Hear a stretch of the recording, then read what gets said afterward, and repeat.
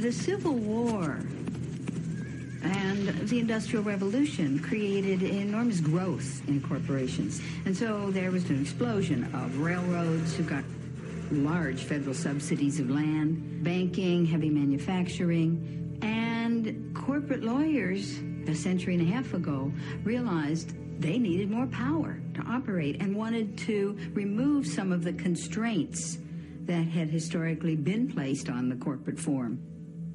The 14th Amendment was passed at the end of the Civil War to give equal rights to black people. And therefore, it said no state can deprive any person of life, liberty, or property without due process of law. And that was intended to prevent the states from taking away life, liberty, or property from black people, as they had done for so much of our history. And what happens is the corporations come into court, and corporation lawyers are very clever, and they say, oh, you can't deprive a person of life, liberty, or property. We are a person. A corporation is a person. And the Supreme Court goes along with that. And what was particularly grotesque about this was that the 14th Amendment was passed to protect newly freed slaves. So, for instance, between 1890 and 1910, there were 307 cases brought before the court under the 14th Amendment. 288 of these brought by corporations, 19 by African Americans.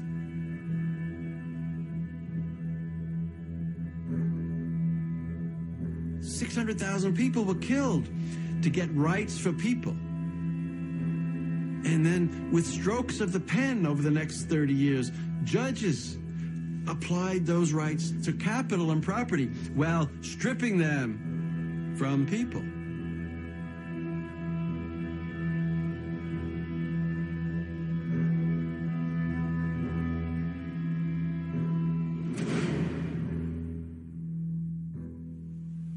Everybody makes a mistake once in a while, but I just can't be personally responsible.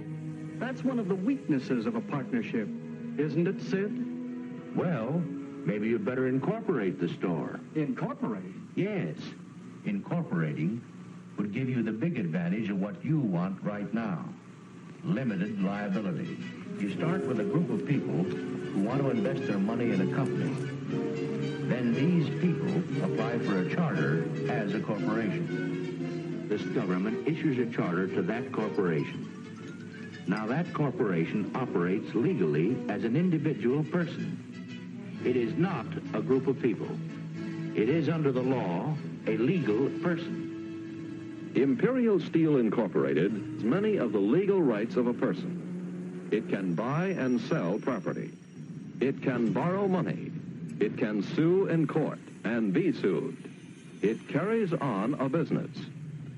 Imperial Steel, along with thousands of other legal persons, is a part of our daily living. It is a member of our society. Having acquired the legal rights and protections of a person, the question arises, what kind of person is the corporation? Corporations were given the rights of immortal persons, but then special kinds of persons, persons who have no moral conscience. These are a special kind of persons which are designed by law to be concerned only for their stockholders and not, say, what are sometimes called their stakeholders, like the community or the workforce or whatever. The great problem of having corporate citizens is that they aren't like the rest of us. As Baron Thurlow in England is supposed to have said, they have no soul to save and they have no body to incarcerate. I believe the mistake that a lot of people make when they think about corporations is they think, corporations are like us.